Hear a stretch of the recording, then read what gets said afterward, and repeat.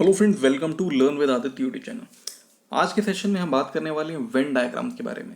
मतलब आज हम ऐसे सवालों पे डिस्कशन करेंगे जिन्हें सॉल्व करने के लिए अगर हम वेन डायग्राम का इस्तेमाल करें तो चीज़ें बड़ी आसानी से सॉल्व होती है। आज हम दो सवाल करने वाले हैं। एक का लेवल थोड़ा इजी है, दूसरे का लेवल थोड़ा सा मॉडरेट रहेगा। दोनों सवाल ज़रूर देखिएगा क्योंकि जो स्टेटमेंट्स उसमें पूछे गए हैं वो बहुत इंपॉर्टेंट है। अगर आप वेन डायग्राम में कंफ्यूज होते हैं, आपको समझ में नहीं आता कि ओनली का मतलब क्या हो रहा है, बोथ का मतलब क्या हो रहा है, तो आज का सेशन आपके लिए बहुत ज़रूरी है। शुरू करते हैं पहले सवाल के साथ। देखिए, पहला क्वेश्चन आपके सामने है। एक बार वीडियो को पॉज करके क्वेश्चन अटेम्प्ट ज़रूर कर लीजिए और उसके बाद फिर आप मेरे साथ सोल्यूशन देख सकते हैं। क्वेश्चन क्या कह रहा है? In a survey of 500 students 45% got selected in banking examination, 29% in SSC and 48% in UPSC. ठीक, जो भी चीज़ें आपके सामने कंप्यूटर स्क्रीन पे दिख रही है, सबसे पहले आप उसे अपने रफ शीट में नोट डाउन कर लीजिएगा। आगे क्या कह रहा है? 18% student could not crack any of the examination. ठीक है, जो इन्फॉर्मेशन मैंने पढ़ी उसे मैंने यहाँ पे नोट डाउन कर लिया कि बैंकिंग में 45%, एसएससी में 29%, यूपीएससी में 48% और 18% ऐसे लोग हैं जिनका सिलेक्शन किसी भी एग्जामिनेशन में नहीं हुआ। ये बहुत ही ज़रूरी इन्फॉर्मेशन है। इसका मतलब क्या हुआ कि जिनका सिलेक्शन हुआ है वो टोटल कितने परसेंट है? 82%। ध्यान रखिए, कई बार लोग इस इन्फॉर्मेशन को मिस कर देते हैं और टोटल 100 मान के सॉल्व करना चालू कर देते हैं। आगे बढ़ते हैं, आगे क्या कह रहे हैं? While 5% student got selected in all the 3 examination. 5% student ऐसे हैं जिनका सिलेक्शन तीनों एग्जामिनेशन, बैंकिंग, एसएससी, यूपीएससी, जो बहुत टैलेंटेड रहते हैं, ऐसे 5% लोग हैं। इस इन्फॉर्मेशन को नोट करने के लिए सबसे सही तरीका होता है वेन डायग्राम बनाना। ये देखिए, यहाँ पे मैंने बैंकिंग, एसएससी और यूपीएससी तीनों के 3 सर्कल्स बनाए हैं और जहाँ पे तीनों का इंटरसेक्शन हो रहा है, इसका मतलब क्या है कि ये वो बच्चे हैं जिनका सिलेक्शन तीनों एग्जामिनेशन में हो गया। कितने? 5%। आगे क्या कह रहा है? If 6% student got selected in both bank exam and SSC. यहाँ पे लोग गलती क्या करते हैं, 6% लिखा हुआ है तो बैंक और एसएससी इसको मान लेते हैं। ऐसा नहीं है। क्या कह रहा है? 6% student got selected in both bank exam and SSC, मतलब ये पूरा जिनका सिलेक्शन बैंक और एसएससी दोनों में हुआ है। यूपीएससी में हो गया तो और अच्छी बात है ना। तो इसमें से यूपीएससी वाले को मिला के तो 5% ऑलरेडी हो रहा है, टोटल 6% हो रहा है। इसका मतलब यहाँ पे आप 1% वैल्यू ले लीजिए। ये मैंने यहाँ पे 1 ऐड कर लिया। अगला स्टेटमेंट क्या कह रहा है? 27% got selected in banking and UPSC both. 27% बच्चे ऐसे हैं जिनका बैंकिंग और यूपीएससी दोनों में सिलेक्शन हुआ है। मतलब 5% तो ऑलरेडी है, तो ये वाला पोर्शन कितना हो जाएगा? 22%। तो यहाँ पे मैंने 22% नोट डाउन कर लिया। आगे आपसे सवाल क्या पूछा गया है? Find the number of students who got selected in only UPSC examination. आपको ऐसे स्टूडेंट्स की संख्या निकालनी है जो सिर्फ और सिर्फ यूपीएससी में सिलेक्ट हुए हैं। मतलब ये वाला पोर्शन, सिर्फ इसकी वैल्यू निकालनी है। ठीक, इसका मतलब क्या हुआ कि टोटल सिलेक्टेड स्टूडेंट्स में से ये वैल्यू आप घटा दीजिए। ठीक है, अब जो दी हुई इन्फॉर्मेशन है उससे आप और क्या क्या वैल्यू निकाल सकते हैं। देखिए, टोटल बैंकिंग की वैल्यू कितनी दी गई है? 45। 45 में से अगर आप ये वैल्यू सब्ट्रैक्ट कर दे तो ओनली बैंकिंग निकल आएगा। इसे आप अगर सब्ट्रैक्ट करते हैं तो ओनली बैंकिंग की वैल्यू निकलती है 17%। करेक्ट है। अब क्या इतनी इन्फॉर्मेशन से आप ये निकाल सकते हो कि ओनली यूपीएससी वाले कितने स्टूडेंट्स हैं? बिल्कुल निकाल सकते हैं। कैसे निकालेंगे? देखिए, आपको पता है कि टोटल एसएससी वाले कितने हैं? टोटल एसएससी वाले हैं 29%। अगर उसमें मैं ये वैल्यू भी ऐड कर दूं और टोटल सिलेक्टेड में से इस पूरी वैल्यू को सब्ट्रैक्ट कर दूं तो मुझे ये पता चल जाएगा कि ओनली यूपीएससी वाले कितने हैं। ठीक है, ये वैल्यू है 29, 29 प्लस 22 प्लस 17, ये वैल्यू हो जाएगी 68। अब यहाँ पे लोग जनरली गलती क्या करते हैं कि पूरे को 100 मान लेते हैं, जो मैंने आपको स्टार्टिंग में बताया था। 100 माइनस 68 कर देते हैं और वो चीज़ गलत हो जाती है। जबकि टोटल सिलेक्टेड कितने हैं? 82% ही है, क्योंकि यहाँ पे नॉट सिलेक्टेड 18 हैं तो टोटल सिलेक्टेड तो 82 ही हुए ना। 82 में से आपको 68 माइनस करना है, बच्चे कितने? 14%। टोटल 500 में से 14% बच्चे ऐसे हैं जो सिर्फ और सिर्फ यूपीएससी में सिलेक्ट हुए। नंबर की बात करें तो 70। मुझे उम्मीद है ये सवाल आपको समझ में आएगा, किस तरीके से इस क्वेश्चन को सॉल्व करना चाहिए, कैसे वेन डायग्राम बनाना चाहिए और कैसे आंसर निकलेगा। अगर ये वीडियो अच्छा लगा तो इसे लाइक कीजिएगा, चैनल पर नए हैं तो सब्सक्राइब कर लीजिएगा। अब आगे बढ़ते हैं अगले सवाल की तरफ। अगला सवाल जो है उसका लेवल थोड़ा सा हाई है, उसकी स्टेटमेंट्स आप ध्यान से पढ़िएगा। कहीं कहीं पे ओनली यूज़ किया गया है, ओनली का मतलब क्या है उस चीज़ को समझने की कोशिश कीजिएगा। क्वेश्चन आपके सामने है, फिर से वही करूँगा कि वीडियो को एक बार पॉज कीजिए और खुद से बनाने की कोशिश कीजिए। उम्मीद है आपने एक बार ट्राई किया होगा। शुरू करते हैं। Out of 600%, 25% ride only bicycle, 28% ride only motorcycle and 22% ride only car.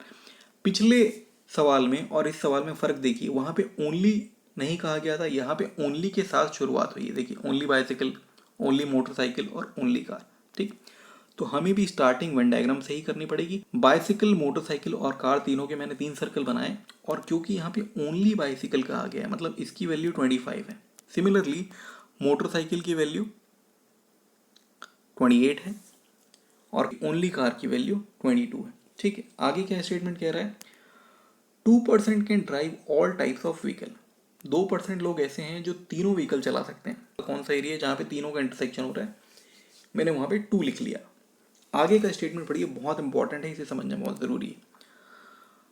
Those who drive both motorcycle and car, ये वाला पोर्शन मोटरसाइकिल एंड कार का हो गया, आर 33 1/3% मोर। 33 1/3 मतलब 1/3, 1/3 more than those who can drive both car and motorcycle only. देखिए, पहला statement कह रहा था मोटरसाइकिल एंड कार, ठीक। दूसरे में क्या कह दिया कि मोटरसाइकिल कार ओनली, मतलब मोटरसाइकिल और कार दोनों चलाते हैं लेकिन इसके अलावा और कुछ नहीं चलाते। ठीक, अब ये कह रहा है कि ये जो पूरा पोर्शन है ये इस छोटे वाले से 1/3 ज़्यादा है। 1/3 = 2 है। इसका मतलब ये वैल्यू कितनी हो जाएगी? 6%। समझ में आई बात? अगर ये चीज़ समझ में नहीं आई, कुछ डाउट है तो थोड़ा सा रिवाइंड करके देख लीजिएगा, आपको चीज़ क्लियर हो जाएगी। करेक्ट है। आगे बढ़ते हैं अगले स्टेटमेंट की तरफ।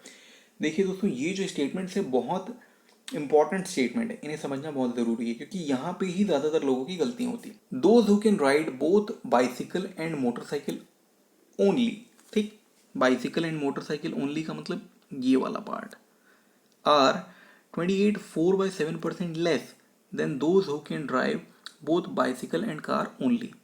बाइसिकल एंड कार ओनली का मतलब ये वाला पार्ट। ठीक है, ये वाला पोर्शन इससे 28 4/7% लेस है। 28 4/7 को आप 2/7 भी लिख सकते हैं। इसका मतलब क्या हुआ कि अगर ये वाला पोर्शन 7 है तो ये वाला पोर्शन इससे 2 कम है, मतलब ये वाला पोर्शन 5 होगा। ठीक है, फिलहाल के लिए मैं इसे 7x और 5x ले लेता हूँ क्योंकि मुझे एग्जैक्ट वैल्यू नहीं पता। तो अब ये एग्जैक्ट वैल्यू x की निकलेगी कहाँ से, उसके लिए अगली इन्फॉर्मेशन पढ़ते हैं। अगली इन्फॉर्मेशन क्या कह रही है?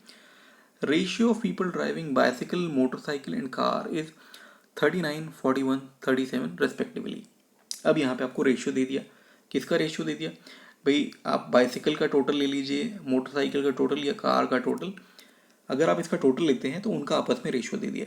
तो मैं क्या करता हूँ, कोई भी 2 रैंडमली पिक कर लेता हूँ। जैसे मैंने मोटरसाइकिल और साइकिल पिक कर लिया। ठीक है, मोटरसाइकिल का सम कितना हो रहा है? 28 + 2 30 + 6 36 और ये 5x, तो ये मैं 36 + 5x ले लूँगा। कार का टोटल कितना हो रहा है? 22 + 6 + 2, मतलब ये हो गया 30 + 7x। करेक्ट है, इसको मैं गिवन रेशियो से इक्वेट कर देता हूँ। तो ये हो गया motorcycle by car is equal to 36 + 5x divided by 30 + 7x is equal to 41/37। इतना लिखते ही मुझे समझ में आ गया कि x की वैल्यू 1 होगी। x की वैल्यू 1 है तो x हटा दो, 5 और 7 आ गया। ठीक है, अब यहाँ पे जो सबसे ज़रूरी, सबसे इंपॉर्टेंट पॉइंट है जो हम ध्यान नहीं देते। देखिए दोस्तों, सवाल में कहीं पे भी ये नहीं कहा गया कि कोई भी ऐसा आदमी है जो कोई भी गाड़ी नहीं चलाता, लेकिन वो चीज़ हमें फाइंड आउट करनी पड़ेगी। कैसे फाइंड आउट करेंगे? देखिए, आपके पास में टोटल फिगर आ गया, उसको ऐड करके एक बार देख लीजिए कि टोटल 100% हो रहा है कि नहीं। अगर 100% से ज़्यादा हो रहा है तो आपने कहीं गलती की है। 100% से कम हो रहा है, इसका मतलब ये हुआ कि कुछ लोग ऐसे हैं जो कोई भी गाड़ी नहीं चलाते। कैसे पता करेंगे? 28 + 22 50 + 25 75 + 5 80, 80 + 9 89 + 6 90। समझ में ये बात? मतलब जितने भी लोग हैं उसमें से सिर्फ 95% लोग ही ऐसे हैं जो गाड़ी चलाते हैं, 5% कोई भी गाड़ी नहीं चलाते।